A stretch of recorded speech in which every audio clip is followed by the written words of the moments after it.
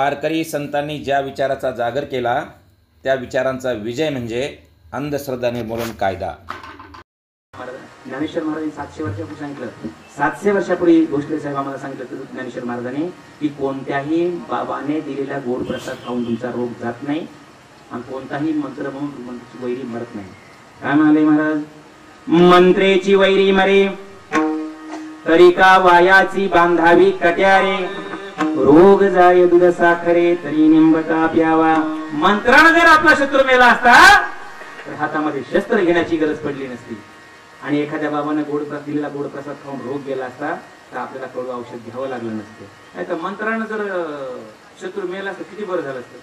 होय महाराज, मंत्राने समजा एखादा शत्रू मेला असतं किती बरं झालं असतं। मग पोलिसाची गरज नाही, फोर्स वनची गरज नाही, सैन्याची गरज नाही। तिकडून पाकिस्तान मधून 4-5 रणगाड्या अंगावर आले की 2-4 गाड्या कोकणात पाठवायच्या। कशाला? कोकणातले जाणते असते, कोकणातले भगत असते, 2-4 गाड्या कोकणात पाठवायच्या आणि तिकडून जुन्नरकडे एक गाडी पाठवायची। जुन्नरच्या गाडीतून आणायचे टोपलभर लिंब आणि कोकणातून आणायचे जाणते आणि मार्केट म्हणून आणायच्या टाचण्या। लिंबू कापायचं, त्याच्यात हळद घालायची, त्याच्यात कुंकू घालायचं, त्याला टाचण्या ठोकायच्या आणि तिकडून अतिरेक्याने बॉम्ब टाकला, तिकडून भारलेले लिंबू फेकून मारायचा, नेला। होईल का असं? असं होऊ शकत नाही। असं कोण म्हणलं? श्यामसुंदर सुंदर नाही म्हणले, दाभोळकर नाही म्हणले, श्याम मानव नाही म्हणले, कोण म्हणले? ज्ञानेश्वर महाराज म्हणले।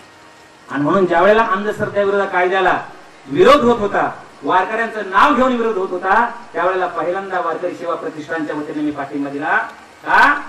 कारण अंधश्रद्धा निर्मूलन कायदा म्हणजे 700 वर्ष वारकरी संतांनी जो अंधश्रद्धेचा जागर केला आहे त्या जागराचा विरोध म्हणजे अंधश्रद्धा निर्मूलन कायदा आहे।